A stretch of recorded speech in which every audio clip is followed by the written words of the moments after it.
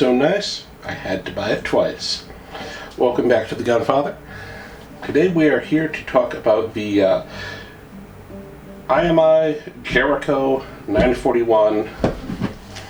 These are the F variant, so they are single action only. There are also the R, which has a decocker, and then the regular 941, which is double action. So, these were first introduced in 1990. They were based off of the CZ75, but these were made completely in-house in Israel to their specifications. They were Israel's first all-steel handgun, and unlike most other guns, they have what is called polygonal rifling, and that does mess up some people when they go to get these, because they will check down the barrel. Anytime you're getting a used gun, get a little light you can stick in there and look at everything. But they'll look down the barrel, and polygonal rifling does not have the traditional lands and grooves that most guns have. They have polygonal rifling, which is more difficult to make, and it looks like the barrel is just kind of wavy. It just has little hills and valleys, much rounder. It provides for a better gas seal, and personally I find these to be magnificently accurate with it. But if you don't know what you're looking for, you might look at it and say, oh, somebody has shot the shit out of this barrel, I'm not going to hit anything with it. You'd be quite mistaken, but it's an easy enough mistake to make because they look closer to a smoothbore shotgun than to traditional rifling. But it's more complicated to make. You have to, I think it's cold hammer forge the barrel, put it in, you pound it down, and it imprints it and all. Which also then makes it harder to do the whole microscopic bullet analysis like you have in movies where they match up the scratches on there. As far as I know, there's another method they can use that works, so yeah. They're still not a perfect murder weapon. Don't murder people. So, for these, we have a 16+1 magazine. They are nicely beveled, so it makes loading very easy. For my particular one, both of these are the F variant. You probably can't read. I'll get you this one. The sides of that one are a little more worn out. There you go, BF. So yeah, they have single action only triggers, and there is no magazine disconnect safety on these. And then you might notice on both of these they have some reflective tape. That's how these came, and I have gone to great lengths not to peel that off. This one had more of it. It also had some here. I don't know if it had any on that side though. But this one you can actually look and see the slight difference on the scratches on the finish versus up here. Supposedly, according to the internet, so I have no idea how true this is, that's so as Israeli security forces or police, if they're clearing tunnels or a building and they see something reflective on the end of a gun, they know it's one of their guys and not to shoot. I have no idea if that's true, because that seems like a pretty easy thing to replicate, but I don't know. I don't know anyone in Israel to ask about it. So both of these are old enough that they are from IMI, Israeli Military Industries, before it became Israeli Weapons Industries. Same factory, same people, same guns. These also do not have the rail attachment slots that some of the modern ones have. And these are all steel. They are not the polymer variants they are currently making. So one of the ways you can tell right away, these have these kind of straight up and down little sights on them. That is what you're going to find on some of the older versions. The newer ones, it's more sloped. And I particularly like these because the grips here, like the cuts for it, they're good. They butt into your finger real easy, but they're small. Because like the CZ75, the upper slide goes into the lower slide, which gives it great recoil control, but it's not a whole lot of room to grab it, especially if you're wearing gloves. So I like these sights because you just hook them, and you can do that obviously, as you saw, with fingers. You can also do it with furniture, a belt, your foot, if you're really flexible, a cookbook, pieces of your dead enemy, what have you. And some of these also will have, trying to get, there we go.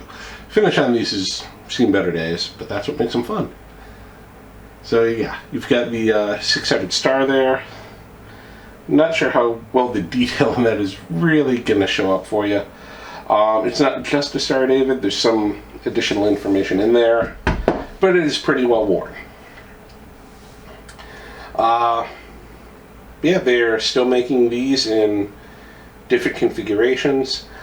They come in 9mm, 40, and you can get them in 45.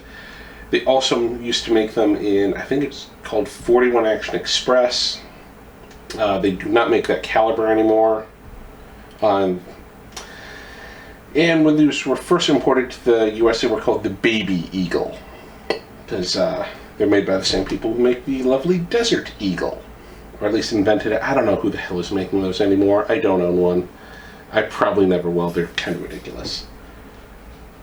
But I also want one because they're ridiculous, so who the hell knows? But unlike the Desert Eagle, which is known for being kind of finicky and needing a whole can of lube every day, these run like a Swiss watch. Just very, very smooth. Super accurate because of that polygonal rifling. And what's nice is with two of these, everything's interchangeable. So I got these early 2020, just before everything went crazy. I got these, and then I got my high power, and then right as things actually started to get shut down, I got my SKS. So that was enough to keep me entertained during lockdown. Because I'm in Arizona, we can go out to the desert and shoot, and you can be 1,600 feet away from people. So yeah, for takedown, it's pretty easy. If you see these two little dots here, just get those lined up more or less. Pop that up. And as you can see on this one, that little pin does stick out. And then it just slides forward. You have a captive recoil spring. And then you have your barrel. And yeah, there's no way you can really see that. I'll try to find some additional footage of mine to stick in here to show you the rifling. Yeah, these are excellent, excellent guns. I've heard some people have issues with the polymer framed ones. I haven't ever had my hands on one of those to tell you any different. Anytime people tell you like a gun is complete and utter crap on the internet, take it with a grain of salt, because it just could be that somebody doesn't know what the hell they're doing. And I think most people have had a day at the range where they can't hit a damn thing for whatever reason, and they're just going to claim the gun is broken.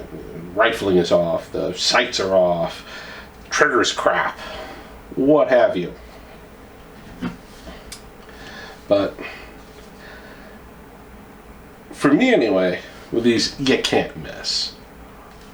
It's got the nice beaver tail there, so keeps it from popping up in your hand. It keeps you from getting any hammer bite, even if you have a chunky hand like mine. Trigger is super crisp and light. And I'll tell you this, I like these so much. I bought this, went out to the range, shot it, loved it, and before I left the range I was ordering this one, each for about $300. So guys at the gun shop, when I was picking them up, were having a nice little laugh, because they're like, hey, what are you doing back here already?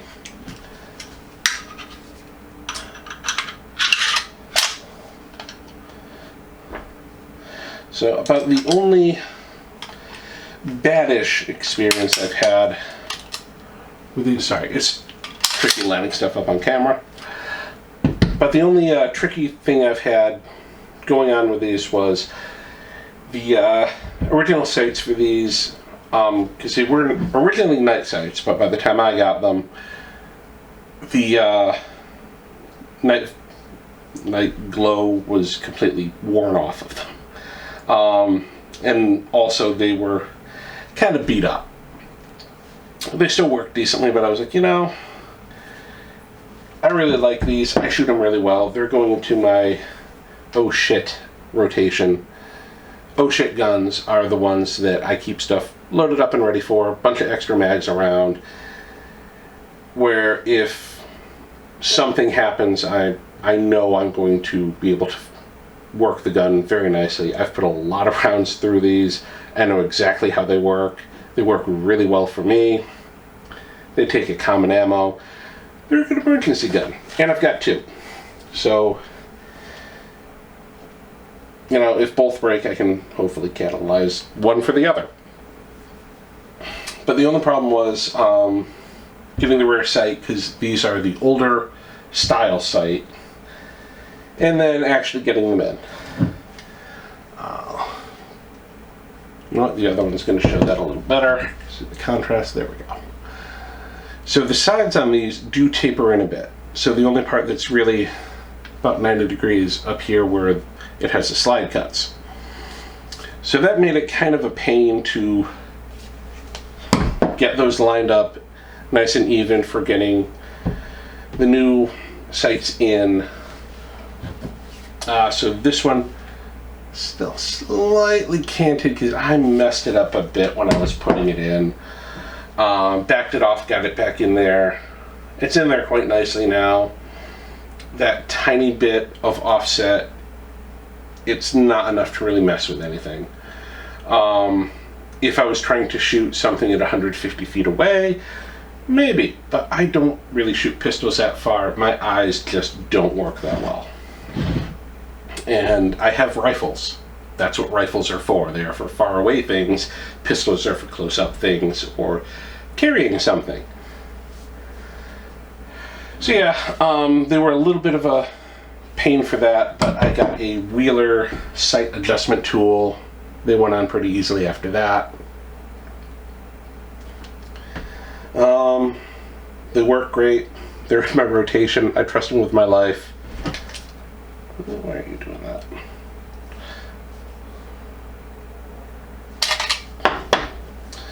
Alright, what did I do here? See, this is a problem of trying to do stuff looking through the camera view.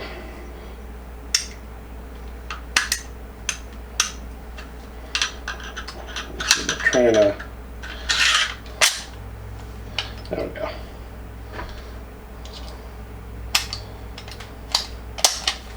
There we go. First time that has ever happened, and it probably would have shaken itself into place if I ever shot it. Yeah, Jericho 941. Get them wherever and whenever you can. You still see these come into the country. Most consistently, I see them come through Mosencrate of mosencrate.com. He's great. He gets a lot of cool stuff in, but they are usually very small batches, so you have, or just one-offs.